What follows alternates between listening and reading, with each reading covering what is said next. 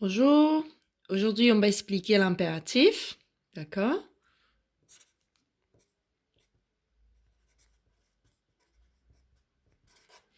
Donc l'impératif va traduire in ordre, ok? C'est-à-dire qu'on va ordonner quelque chose à quelqu'un.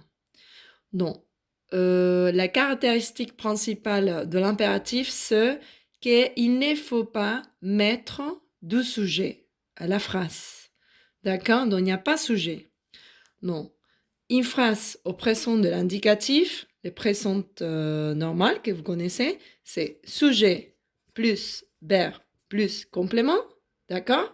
Mais l'impératif va éliminer les sujets et va mettre seulement les verbes, les compléments et l'exclamation, d'accord?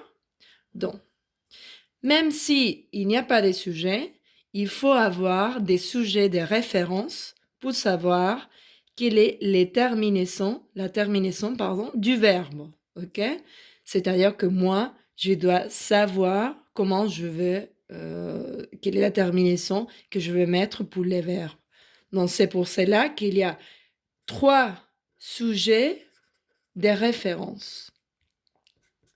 Tu, nu, vous. OK? Donc, pour les verbes et R, vous savez que la terminaison de tu, c'est ES. D'accord? Pour nous, ONS. Pour vous, EZ. OK? Donc, par exemple, je vais passer de la phrase tu parles français.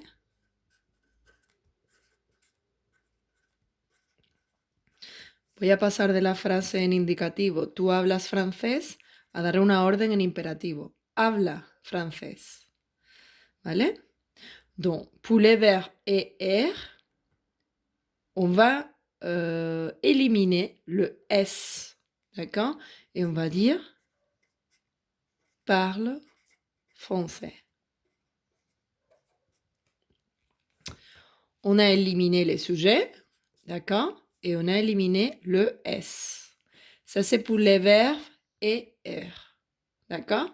Mais si le verbe n'est pas un verbe ER, d'accord, on ne va pas éliminer le S. Donc, par exemple, le verbe faire, si quiero decir haz tus deberes, vamos a decir fais tes devoirs. ¿Sí? Y sin embargo, aquí vamos a dejar la S porque no se trata de un verbo R.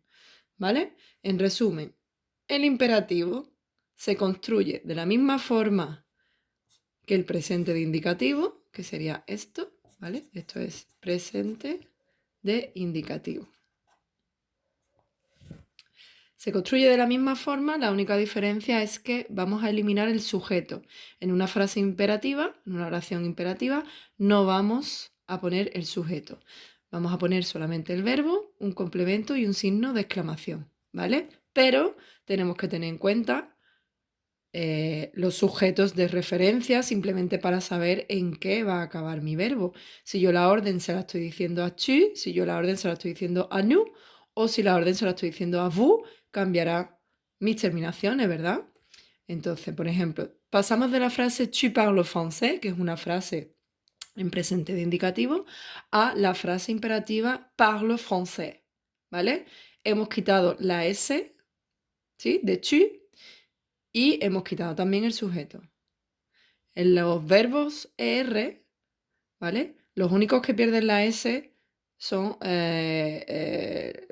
vamos, el sujeto único que pierde la S es el tu, ¿vale? Es decir, que si en lugar de tu parles français fuera vous parlez français, aquí pondríamos parler français, ¿vale? Y dejaríamos la Z. Solamente pierde la S en la segunda persona del singular, ¿vale? Y después los verbos que no acaban en R no sufren ninguna modificación, solamente que le quitamos el sujeto. ¿Ok? Vous avez compris? Bon, très bien. Au revoir.